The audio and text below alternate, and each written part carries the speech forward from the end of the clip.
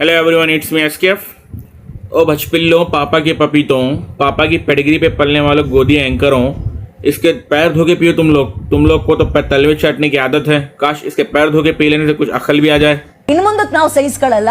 ಕ್ರಿಯೆಗೆ ಪ್ರತಿಕ್ರಿಯೆ ಅಂದ್ರೆ ಆಕ್ಷನ್ಗೆ ರಿಯಾಕ್ಷನ್ ನಾವು ಮಾಡ್ತೀವಿ, ತೊಡೆ ತಟ್ಟಿ ನಿಂತ್ಕೊಳ್ತೀವಿ ಅಂತಾರೆ.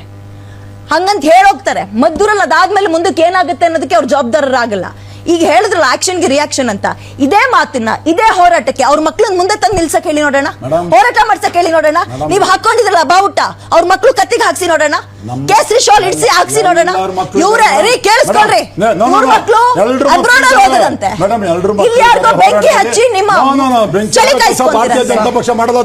ಸುಮ್ನೆ ಇರ್ರಿ, ಯಾವೊಬ್ಬ ನಾಯಕನ ಮಕ್ಕಳು ಬಂದಿದ್ದಾರೆ ಇಲ್ಲಿಗೆ? ಯಾರು ಬಂದಿದ್ದಾರೆ?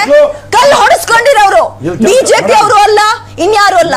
ಅಲ್ಲಿರೋ ಬಡಪಾಯಿ ಮಕ್ಕಳು ಹಿಂದೂಗಳಿಗೆ ಮುಸ್ಲಿಂ ತಗೊಂಡಿಲ್ಲ ಕಣ್ರಿ. ಹಿಂದೂಗಳಿಗೆ ಮುಸಲ್ಮಾನರ ಸಿಟಿ ರವಿ ಮಕ್ಕಳು ನನಗೆ ಗೊತ್ತಿಲ್ಲ, ಹೆಣ್ಮಕ್ಳು ಎಲ್ಲದ್ರಲ್ಲೂ ಇದ್ದಾರೆ, ಮುಂದಕ್ಕಿದ್ದಾರೆ.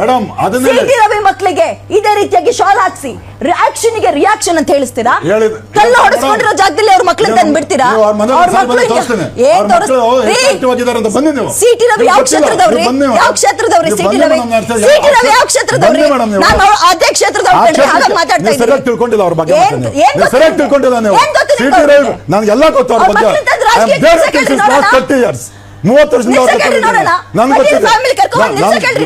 ಮೇಡಮ್ ಫೀಲ್ಡ್ ಅಲ್ಲಿ ಸಿಟಿ ಬೆಂಕಿ ಹಚ್ಚೋ ಕೆಲಸ ಮಾಡೋದು ಕಾಂಗ್ರೆಸ್ ಪಕ್ಷದವರು. ಬೆಂಕಿ ಹಚ್ಚಿದ್ದೇನೆ ಅವ್ರು ಮಾಡೋದಕ್ಕೆ ಒಳ್ಳೆ ಕೆಲಸ.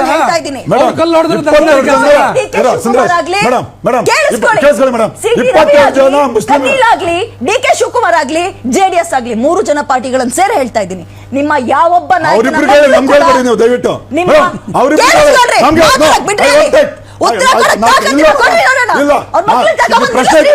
ನೀವು ಪ್ರಶ್ನೆ ಕೇಳಿ ಮೇಡಮ್.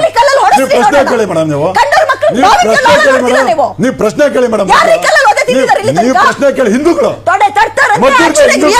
ಮದ್ದೂರಿನ ಹಿಂದೂಗಳು ಅದನ್ನ ಹೇಳಿ ನೀವು. ಮದ್ದೂರು ಹಿಂದೂಗಳದ್ದೇ ರೀ, ಮದ್ದೂರು ಮಾತ್ರ ಅಲ್ಲ, ಭಾರತ ಹಿಂದೂಗಳದ್ದೇ.